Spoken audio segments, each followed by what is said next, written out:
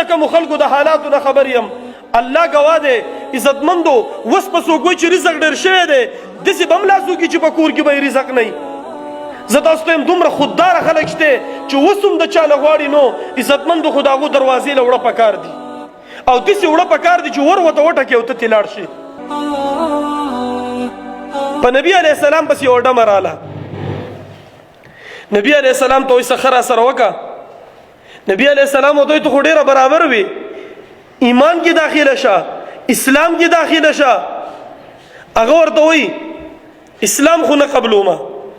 او واقعي چې ډېره برابر ومه او ډېره ښه ومه خو اویا سردارانو د مکې قتل کړل په جنګ بدر کې نو هغه حالات چې دي همې خراب شو دي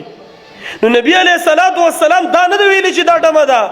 دا یې نه دی ویلي چې د اسلام نه دی قبول کړی خو خپل د کړي کسانو ته یې وی د دې سره تعاون وکئ خپل د کړي کسان یې راپاسول وی د دې سره تعاون وکئ او نبي علیه السلام هر حکم لاول خپل کور والا ته ویلې وانذر عشیرتک الاقربین ته دې خپل کور دا خلک ویروه نو نبي علیه السلام ټولو خلکو ته وایي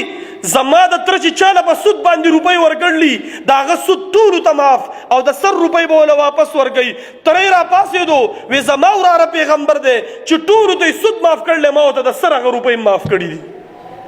سیده عایشه رضی الله تعالی عنها د نبی علیه السلام په بیبیانو کې د ټولو نه محبوبه بیبي خپل خورۍ ته وایي حضرت عروه ته دا خبرې په کور کې هم کول غواړي چې دا زموږ د خویندې میندې هم واوري یوه جذبه یې جوړه شي رابعه بصري څوک وه حضرت زینب څوک وه سیده خدیجه څوک ده سیده خدیجه د خاوند مخ ته ګوري او د هغه نفسیات پړاوی چې دی په دې ټیم کې څه وایي او څه غواړي نو عزتمندو سیده عایشه رضی الله تعالی عنها د نبی علیه السلام نه بعد خپل دی خورۍ ته وایي دا روپۍ والا اپلانکي کس له ویسه ورکوله نه به ورته دا وی چې دې راکړلي نه به ورته دا وی چې د زکات روپۍ دي هغه چې لاړه روپۍ یا کس له ورکړی چې تپوس هم وکړو دا ورته وي ته دا واله او زه لاړم چې واپس راغی سیده عایشه ته وایي ای زما ترورو د یوې خبرې تپوس وکړمه څه وجه ده څه مسله ده چې تا ووې زما نوم ورته مالی او تا ورته دا خبره هم وکړه چې د دوا ورته مه وایه وی د نوم خو مې ورته ځکه ووي چې ډېر عزتداره سړی دی که ته ورته زما نوم والې زما په دې اړه کې لویي راشي زه انسانه یم زما په دې اړه کې څه خبره راشي څومره وخت لګي څومره سفر دی چې یو سړی ورکړې والې او تکبر کوي او الله یې په هغه ځای ودرئ چې بیا د نورو نه غواړي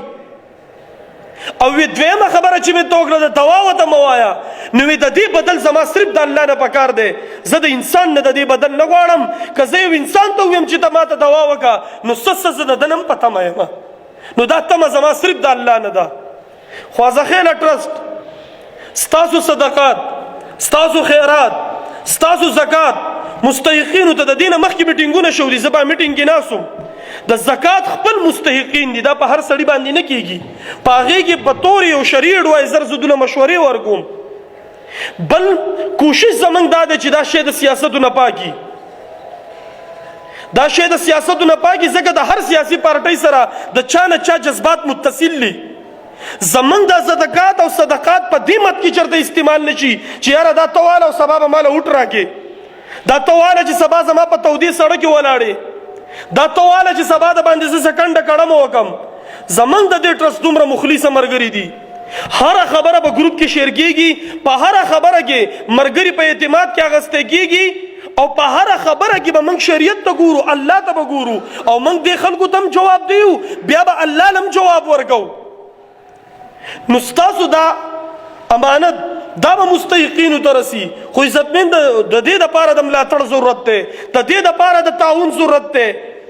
یو مسلمان چې په بل مسلمان باندې صرف یو ګیلاس وله ورکي یا وله یوه کجوره ورکي چې هو روژه پې ماته کوي د دې اجر واورئ نبی علیه السلام وایي چې چا په چا باندې روژه ماتې وکړه یوه کجوره ولې نه اول خو به الله تعالی د ټول صغیره ګناهونه معاف کړي دویم به الله جل شانه دغه کم کس باندې چې د روژه ماته وکړه د ده د دې روژې په بدل کې به الله جل شانه چې هغه څومره روژه نیوله د هغې ټول ثواب به هغه نه هم ورکړي او دې روژه ماتې واله له به هم ورکړي دریم الله تعالی د داسې کسانو سره د جنت وعده کړې ده عزتمندو د الله اعلان دی که څوک چاله 1 लाख روپۍ ورکړي چې میاشت په ماله 1,10,000 راکې، په ظاهره دا روپۍ سیوا شوې، او یو سړی چې په لاک کې 10,000 روپۍ ورکړي صدقه، په ظاهره دا روپۍ کمې شوې، خو د الله اعلان دی یمحق الله الربا ویربي الصدقات، الله تعالی سود بربادوي، د هغې ګټه بربادوي، هغه ختموي، او دا صدقاتو له الله تعالی وده ورکوي. الصدقه ترد البلاء، را روانه بلا چې دا هغه صدقه ختموي، را روان تکلیفونه صدقه ختموي، د الله غضب چې دی هغه صدقه ختموي. وس عزتمندو په خپل لاس باندې هم کوئ، په خپلو رشتې دارانو کې هم خلک ګورئ، خو د دې ټرسټ مقصد دا دی چې داسې سپین روبي کسان، داسې صفت پوشه کسان 7.5 लाख روپۍ یې په دې کې لیکلي، دا یې دې هسپتال له ورکړې وي، د دوايانې ولا د 7.5 लाख روپو ورکړلي، نور ویکسین دي، د شوګر ویکسین دي، تاسو په هغه ټول په دې کاغذ کې لیکلي، هغه وګورئ، چا چې کړلي د هغو زړه خوشحاله شي. اوس چې دا کم کسان حاضر دي، تاسو ټول د وس خاوندان یې، خپل حیثیت مطابق د ټرست سره ښه وکئ. چاته چې زمونږ د آواز رسي، هغه د ټرست داسې څیز دی، دا ټرست داسې یو اداره ده چې هر څه د دې مخامخ دي، او هر کس د دې تپوس کولی شي، د دې دفتر دی. نو که ستاسو دا مال، ستاسو دا مال، ستاسو دا روپۍ، ستاسو دا عشر، ستاسو دا صدقات داسې کسانو ته ورسي، عزتمندو په دې موجوده دور کې هم داسې خلک شته. زه خو په دې معاشره کې یو خادم یم، د دې خلکو خادم یم، په دې معاشره کې یو امام یم، په دې معاشره کې یو استاد یم. زه په دې خبره قسم خوړی شم، زما چې د څومره خلکو سره پیښه او مخ راځي، او زه د کومو خلکو د حالاتو نه خبر یم، الله گواه دی. عزتمندو وس په څوک وایي چې رزق ډېر شوی دی، داسې به هم لاس وکړي چې په کور کې به یې رزق نه وي. زه تاسو ته یم دومره خودداره خلک شته چې اوس هم د چا نه غواړي، نو عزتمندو خو د هغو دروازې له وړه پکار دي، او داسې وړه پکار دي چې ور ورته وټکې او ته ترې لاړ شي، صرف ورته دروازه وټکې. نو عزتمندو زموږ ستاسو نه تمه ده، تاسو به د خپل وس مناسب، د خپل طاقت مناسب د دې ټرست سره ښه کوئ انشاءالله، او دا پیسې چې دي دا د الله په خزانه کې جمع کېږي، د دې بدل به الله تعالی تاسو له په دنیا کې د عزت په شکل کې او په آخرت کې د جنت په شکل کې درکوي. زموږ دغه خبرې چې موږ ستاسو سره شیر کړې، زموږ د رب نه امید دی تاسو به د خپل زکات نه صحیح حصه د ټرست لپاره وباسئ، د خپل صدقاتو نه به صحیح حصه د ټرست لپاره وباسئ.